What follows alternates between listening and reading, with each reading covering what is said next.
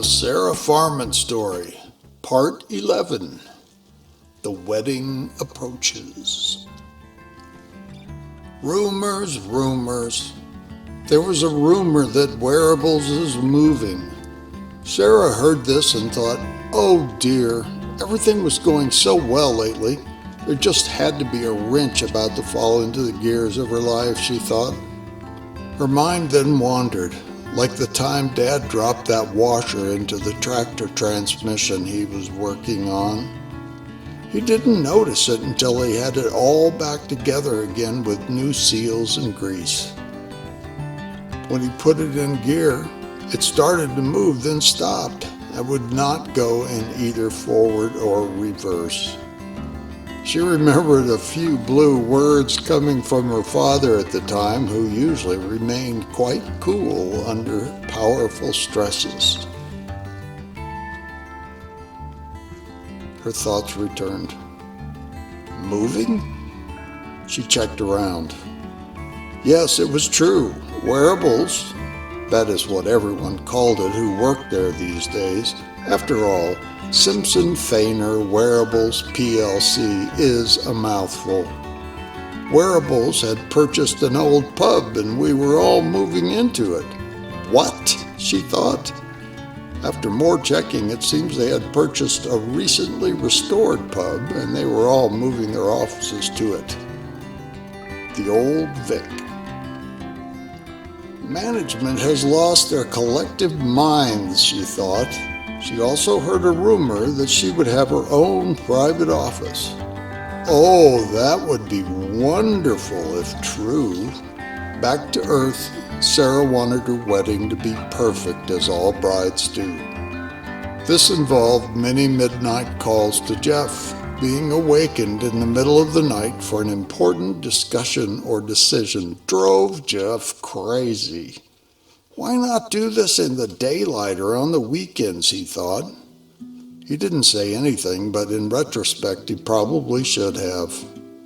Jeff was excited about the prospect of marrying the love of his life, and no doubt just as interested as Sarah. But blimey, let's be reasonable. Is doing this in the middle of the night really a good idea? One night, very late, Jeff was suddenly awakened by Sarah for the third time to discuss and decide upon the color of the bridesmaids' dresses. Jeff answers with, "Damn, woman, what now?" Sarah started to cry, and then it became sobbing. Jeff thought to himself, well, I might have been a little heavy-handed there. "Sarah, I'm very sorry. I'll be right there." And he hung up. 3 minutes later, there was a knock on her door.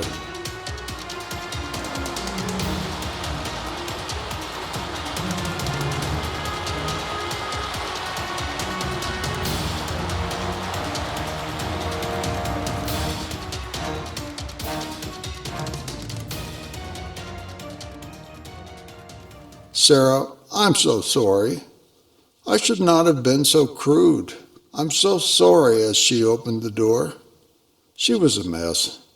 Jeff reached out for her and she melted into his arms. They stumbled into her flat together and over to the sofa. "I'm sorry, Sarah." Sarah was starting to regain her composure.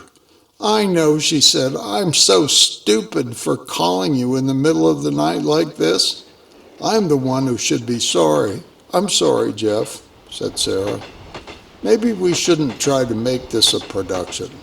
Maybe we should just get married. We're not royalty," said Sarah. "That would be fine with me, as long as we get married by a vicar." "I want to be sure this marriage sticks," said Jeff. "Yes, we agree on that," said Sarah. "How about Father Wilson at the little church in Farmore?"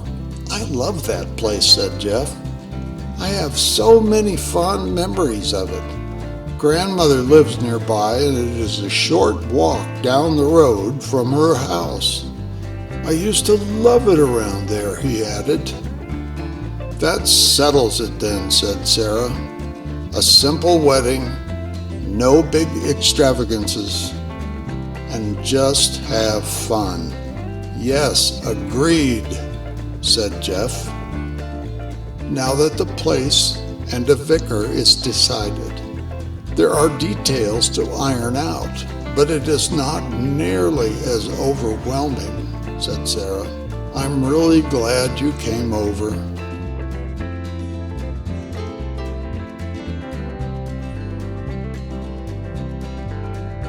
When Sarah got to work the next morning, albeit quite late, there was a note on her desk from the building and facilities person. She went to find him. "Yes, Mr. Grayson, you wanted something?" "Oh, yes, Miss Farman. I wondered if you would go over to our new facility and approve your new office," said Grayson. "I'll come with you." To be continued.